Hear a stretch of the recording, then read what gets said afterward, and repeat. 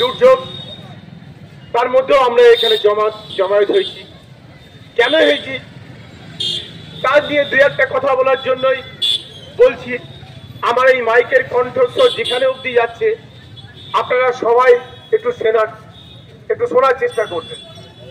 এক ভয়ানক পরিস্থিতির মধ্যে আজকে ভারতবর্ষ আছে, পশ্চিমবাংলা তথা ভারতবর্ষ।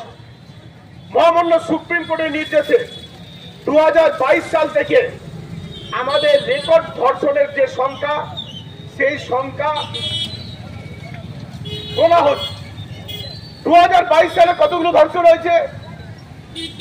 33,994টা ধর্ষণ হয়েছে। তাকে 365 দিন ধরে ভাগ করলে প্রতিদিন ভারতবর্ষের বুকে 67টা ধর্ষণ হয়। এটা হচ্ছে যে সামাজিক যে সম্মান, সেই সম্মানকে উপেক্ষা করে যারা অভিযোগ দায়ের করেছে, তার বাইরে অন্তত আরো 70 ভাগ ধর্ষণ হয়েছে, যেগুলো হয়তো থানায় গিয়ে অভিযোগ করা হয়নি। এই ভয়ানক পরিস্থিতির মধ্যে আজকে আমরা আমাদের এই ভারতবর্ষ দাঁড়িয়ে আছে, আমাদের এই বাংলা দাঁড়িয়ে আছে। আমরা যদি দেখি যে এই ধর্ষণ এত প্রবণতা বেড়ে গেল কেন, যাকে সুপ্রিম কোর্ট বলেছে ভারতবর্ষের সমস্ত ধর্ষণ যেগুলো থানায় নথিভুক্ত হচ্ছে সেগুলো রেকর্ড করে যাতে বলা হয়, কেন এই ধর্ষণের সংখ্যা বেড়ে গেল? না, ধর্ষণের সঙ্গে ক্ষমতার একটা সম্পর্ক আছে। এটা প্রাচীনকাল থেকে আমরা দেখে আসি, এখানেও সেটা হয়েছে। কসবা ল কলেজে যে ছেলেটি ছাত্র ইউনিয়ন করতো, ছাত্র ইউনিয়নের মাথা, সে মনে করতে লাগলো যে এখানে যারা ওই ইউনিট সেক্রেটারি বা অ্যাসিস্ট্যান্ট সেক্রেটারি যারাই হোক, তাদের উপর আমারও অধিকার আছে, সে কিছু করতে পারবে না। আমি তাকে ধর্ষণ করি, লাঞ্ছিত করি, যাই করি, সে তার কিছু করার ক্ষমতা নেই। কেন? তার উপর রাজনৈতিক ছত্রছায়া আছে, তার উপর মাথায় আছে। যদি আমরা এই ছেলেটির আগেকার রেকর্ড দেখি, 2014 কলেজে সে 2014 সালে সে ল পড়তে গেছিল। ল পড়ার সময় একটি খুনের ঘটনায় খুন করতে যাওয়ায় সে ওখানে তার নামে অভিযোগ দায়ের হয়। 4 বছর সে পলাতক থাকে, তার পড়া হয়নি। তারপর সে 2018 সালে আবার ভর্তি হয়। এলাকায় কি যে অঞ্চলে সে থাকতো, ওই মনোযোগ বিশ্ব কালীঘাট অঞ্চলে, সেখানকার বাসিন্দারা কি বলছে না, সেই অঞ্চলে যত তরুণী কিশোরী আছে তাদের এই ছেলেটি উত্ত্যক্ত করত। সেই মেয়েটি কি রেকর্ড? সেই মেয়েটি বলছে আমাকে সে বারংবার উত্ত্যক্ত করত এবং ওদিনকেও করেছে এবং হুমকিকে দিয়েছে যে পুলিশ কিছু করতে পারবে না। তার এত বড় ক্ষমতা যে অভিযোগ করলেও পুলিশ কিছু করতে পারবে। এই শিক্ষার কর্মসূচিতে উপস্থিত হয়েছেন তাদেরকে সবাইকে সংগঠনের পক্ষ থেকে ধন্যবাদ জানাচ্ছি, কৃতজ্ঞতা জানাচ্ছি। এখন আজ থেকে 2-3 দিন আগে, এটা নতুন কিছু না, 2011 সালের পর থেকে, তৃণমূল কংগ্রেস ক্ষমতায় আসার পর থেকে যে ঘটনা সাউথ কলকাতা ল কলেজে ঘটেছে, এ নতুন কিছু না। টেলিভিশনের পর্দায় আমরা যেটা দেখছি যে এই ছেলেটি মনোজিৎ না কি নাম যেন, কি মিশ্র, যে ধর্ষণকারী, সে নাকি এই কলেজে আরো এই ধরনের ঘটনা ঘটিয়েছে বিভিন্ন ছাত্র ছাত্রী, এখন উঠে গিয়ে সেটা বলছে। এবং গোটা পশ্চিমবঙ্গে 2011 পর একাধিক ঘটনা, নারী নির্যাতনের ঘটনা, বাচ্চা মেয়েরা ধর্ষিতা হচ্ছে, 60 বছর 65 বছর 70 বছরের মহিলা ধর্ষিতা হচ্ছে। এই নতুন কিছু না এই রাজত্বে। এখন বিষয়টা যেটা হচ্ছে যে আরজি কর হাসপাতালের ভেতরে একজন ডাক্তার ছাত্রী ধর্ষিতা হলো। এ কোনো বন বাগানে জঙ্গলে না, এমনটা না যে কোনো পিকনিক করতে গিয়েছিল সেখানে গিয়ে ধর্ষিতা হয়েছে। আর এখানে সাউথ কলকাতা ল কলেজে, সেই ল কলেজের ভিতরে প্রাক্তন ছাত্র তৃণমূল নেতা, সে হচ্ছে কি একজন ছাত্রীকে ধর্ষণ করত। এবং যেটা মজার বিষয় হলো সেটা হলো এই যে ওই মেয়েটির বাবা তৃণমূল শিক্ষা সেলের সাথে যুক্ত।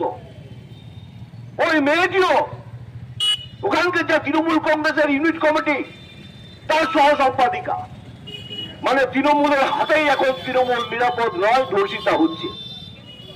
আর আন্দোলন করছি আমরা বামপন্থীরা, আমরা বামপন্থী সংগঠনগুলো, আমরা আন্দোলন করছি, পুলিশ আমাদেরকে জেলে পুরছে। কি বলল যে প্রথম দিকটায় ধামাচাপা দেওয়ার চেষ্টা, যখন সাংবাদিকরা ভিড় করলো, বিভিন্ন রাজনৈতিক দলগুলো, রাজনৈতিক সংগঠনগুলো, অরাজনৈতিক সংগঠন যখন রাস্তায় নামলো, তখন ধীরে ধীরে সমস্ত কিছু প্রকাশিত হচ্ছে। আমরা তৃণমূল কংগ্রেসের যারা তৃণমূল কংগ্রেস করেন, যারা তৃণমূল কংগ্রেসকে ভোট দেন, আমরা তাদেরকে বলছি যে আসুন আপনারা ওই প্রতিবাদে সামিল হন।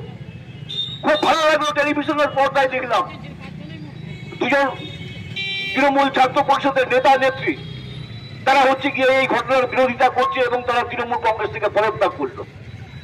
তৃণমূল যে ছাত্র সংগঠন সেখান থেকে পদত্যাগ করলো, ভালো জিনিস, আমরা স্বাগত জানাচ্ছি। কিন্তু এই যে পরিস্থিতি, এই পরিস্থিতি রাতারাতি জবাব তোমায় দিতেই হবে। ইনকিলাব জিন্দাবাদ, এবিটিএ এবিপিটিএ জিন্দাবাদ। শিক্ষাঙ্গনের ছাত্রীকে ধর্ষিত হতে হলো কেন? অপদার্থ মহিলা মুখ্যমন্ত্রী জবাব দাও, জবাব তোমায় দিতেই হবে। ইনকিলাব জিন্দাবাদ, এবিটিএ এবিপিটিএ জিন্দাবাদ।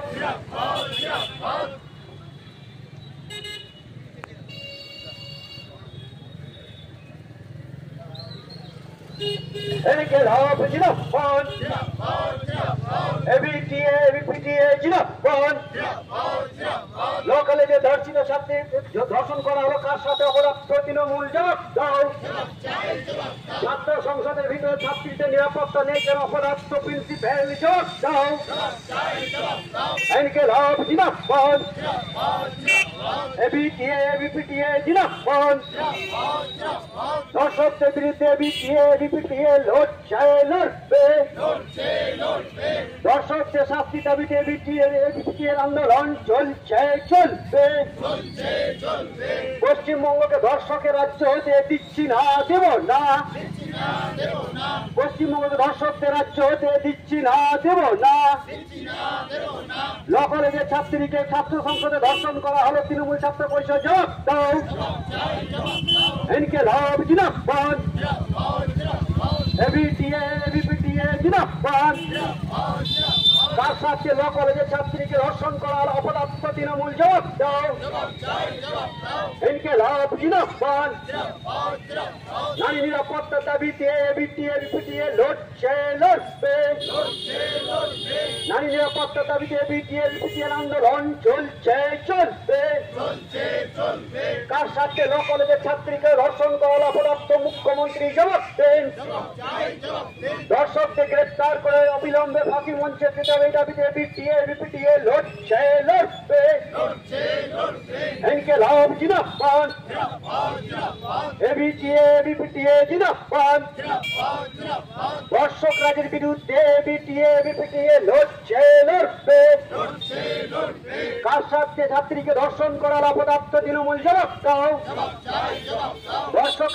ধর্ষকের বিরুদ্ধে এবিটিএ এবিপিটিএর আন্দোলন চলবে। কসবাতে ল কলেজের ছাত্রীকে ছাত্র সংসদে ডেকে ধর্ষণ করা হলো, কার সাথে অপরাধ? শিক্ষামন্ত্রী জবাব দিন। ইনকিলাব জিন্দাবাদ, এবিটিএ এবিপিটিএ জিন্দাবাদ। এই ধর্ষক রাজের বিরুদ্ধে এবিটিএ